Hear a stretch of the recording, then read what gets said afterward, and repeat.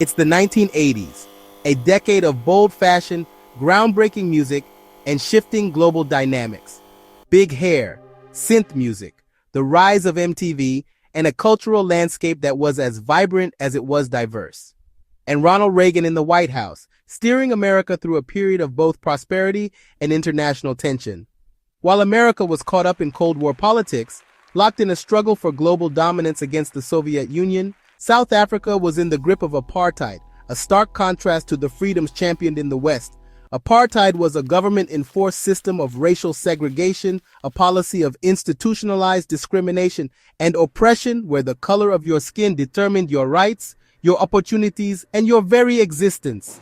Apartheid meant the white minority ruled, controlling every aspect of life for the black majority, and black South Africans were stripped of rights, treated as second-class citizens in their own land, forced into separate areas, confined to townships and so-called homelands, far from the prosperity enjoyed by the white population, and denied basic freedoms, subjected to pass laws, curfews, and constant surveillance. The world was watching, increasingly condemning the brutality and injustice of the apartheid regime. And the question landed on Reagan's desk, a complex and deeply divisive issue. Would America stand with the oppressed or the oppressors? A moral tightrope walk with profound implications.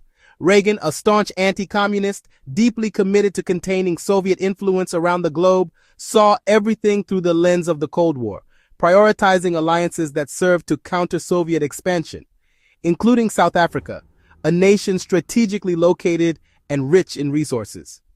The fight for freedom, led by figures like Nelson Mandela, who remained imprisoned for his activism, clashed with Reagan's desire to maintain stability and counter Soviet influence in the region, to keep South Africa as an anti-communist ally, even if it meant overlooking the injustices of apartheid. How Reagan responded would define America's moral standing on the world stage, and its relationship with Africa for years to come, shaping perceptions of American foreign policy and its commitment to human rights. Apartheid literally means apartness, a separation, a division. But the reality behind that simple definition was far more sinister and complex. It was a system designed to enforce racial segregation and discrimination on a grand scale. A polite word for brutal, legalized racism, institutionalized and woven into the very fabric of South African society. It dictated every aspect of life based solely on the color of one's skin.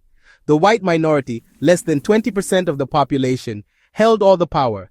They controlled everything: jobs, ensuring economic dominance, land, hoarding the country's resources, education and movement, restricting opportunities for the black population at every turn. Black South Africans were forced into underdeveloped townships, often lacking basic amenities and opportunities. These were essentially reservations designed to keep the black population separate and under control. They needed passes to travel, a constant reminder of their restricted freedom, and faced arrest for minor infractions, a system designed to harass and intimidate. The government crushed dissent with violence, silencing any voice that dared to challenge the status quo, jailing activists like Nelson Mandela for decades, hoping to break their spirit and quell the resistance. The African National Congress and other groups were banned, their leaders imprisoned or forced into exile. They were labeled as terrorists, demonized in government propaganda to justify the brutal repression.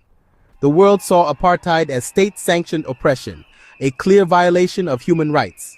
It was often compared to slavery, another system of forced labor and dehumanization based on race, or Nazism, due to its systematic persecution and discrimination against a specific group of people. Most countries condemned it, recognizing the inherent injustice of the system.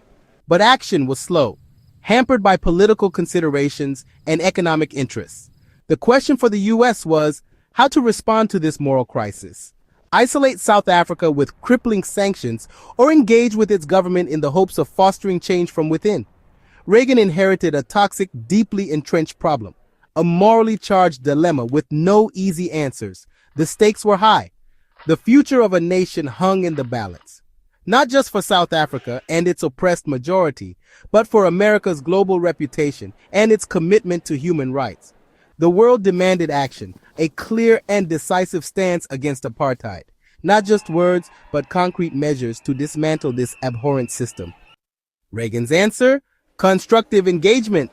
Instead of isolating South Africa, the U.S. would keep talking, trading, and nudging the regime toward reform, at least in theory. Reagan's team argued that sanctions would only make the white government dig in, so quiet diplomacy was the answer. But the real reason was the Cold War. The ANC had Soviet support, so Reagan saw the apartheid regime as a necessary anti-communist ally. The U.S. resisted sanctions, kept business ties, and treated Pretoria as a partner, hoping gentle persuasion would work. This policy tried to look tough on apartheid while protecting U.S. interests. Critics saw it as appeasement. The world wasn't convinced. The pressure for real action kept building. Reagan opposed sanctions, claiming they'd hurt black South Africans most by costing them jobs. He argued that American companies in South Africa could promote equality from within, pointing to voluntary reforms like the Sullivan Principles. But beneath the compassion talk was Cold War strategy. South Africa's minerals and sea routes were vital, and Reagan feared a Soviet-aligned ANC takeover. For Reagan, apartheid was bad, but communism was worse. He insisted that engagement, not punishment, would bring change. Critics saw this as prioritizing geopolitics over human rights. Reagan's approach was a mix of moral arguments, economic interests, and Cold War fears. He truly believed quiet pressure was smarter than sanctions, but the world and many Americans weren't buying it. The calls for sanctions grew louder. The world's reaction to Reagan's policy: outrage. The UN and global activists demanded sanctions, while Reagan's constructive engagement looked like siding with the oppressors. U.S. allies in Europe and the Commonwealth moved ahead with their own sanctions, leaving America isolated. At home, the anti-apartheid movement exploded. Students protested, celebrities joined in, and African-American leaders led daily demonstrations. The movement gained bipartisan support, with images of South African brutality fueling public anger. Reagan's policy was seen as out of touch and morally indefensible. The pressure on Washington was relentless. The demand for real action couldn't be ignored. The groundswell of public opinion, fueled by years of activism and growing awareness of the atrocities in South Africa, pushed Congress to act. The people had spoken, and their representatives could no longer ignore the moral imperative to stand against apartheid. Lawmakers from both parties, feeling the moral urgency and sensing the shifting political winds, began to bridge the partisan divide. The gravity of the situation demanded a unified front, a commitment to human rights that transcended political ideologies.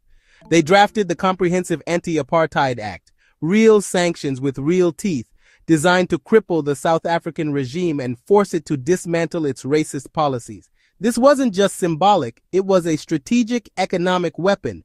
Reagan fought back, determined to maintain his policy of constructive engagement with South Africa. Reagan, in his speeches and press conferences, argued that comprehensive sanctions would disproportionately hurt black South Africans, exacerbating their suffering, and offered weak executive orders as a compromise, a gesture that many saw as woefully inadequate.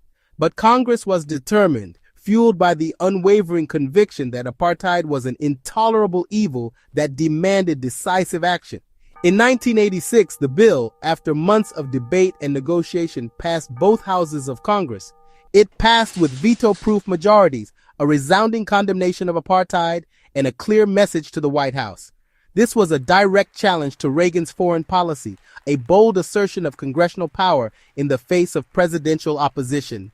Undeterred, Reagan vetoed the bill, standing firm on his belief that his approach was the most effective way to bring about change in South Africa. He defended his decision, calling the sanctions misguided and counterproductive. But the momentum for sanctions was unstoppable, fueled by a powerful coalition of activists, lawmakers, and ordinary citizens. Congress prepared for a dramatic showdown, a final battle over the fate of South Africa and the soul of American foreign policy. The question hung in the air: would they overrule the president on a major foreign policy issue, sending a powerful message to the world? The stakes were about more than South Africa. They were about America's role in the world and its commitment to human rights. They were about America's conscience, its moral standing on the global stage. The world watched with bated breath, knowing that the outcome of this vote would have profound implications for the future of South Africa and the fight against apartheid. As the final votes were cast, Congress took a stand, demonstrating courage and conviction in the face of immense pressure. The anti-apartheid movement's years of relentless pressure, the countless protests and demonstrations, were about to pay off in a monumental victory. The stage was set for a historic override, a moment that would define a generation and reshape America's relationship with the world. Overriding a presidential veto is rare, and Congress did it. The House voted overwhelmingly to override Reagan's veto. The Senate, led by Republican Richard Lugar, followed suit. Many Republicans broke ranks, putting conscience over party. The Comprehensive Anti-Apartheid Act became law, despite Reagan's opposition. America officially backed sanctions. The law sent a powerful message: the U.S. stood against apartheid even if the president didn't. The impact was immediate. South Africa was further isolated, and economic pressure mounted. For Reagan, it was a major defeat. For the anti-apartheid movement, a huge victory. The world saw that American democracy could correct its course. The policy of constructive engagement was dead. Congress had forced a moral reckoning. The U.S. joined the global push to end apartheid. The tide had turned. The new law was a game changer. South Africa lost its most powerful supporter. The psychological blow was huge. Sanctions hit the economy hard. American companies pulled out, banks stopped lending, and the business elite felt the pain. The law boosted the anti-apartheid movement's morale, showing the world was finally on their side. America's moral standing improved, especially in Africa. The Reagan administration was forced to enforce a policy it had fought against, creating awkward diplomacy. Inside South Africa, hope surged among activists. The government's defiance couldn't hide the writing on the wall. Internal resistance and external pressure made apartheid unsustainable. The path was set for Mandela's release and the end of apartheid. The world had changed, and so had America's role in it. Reagan's South Africa policy remains controversial.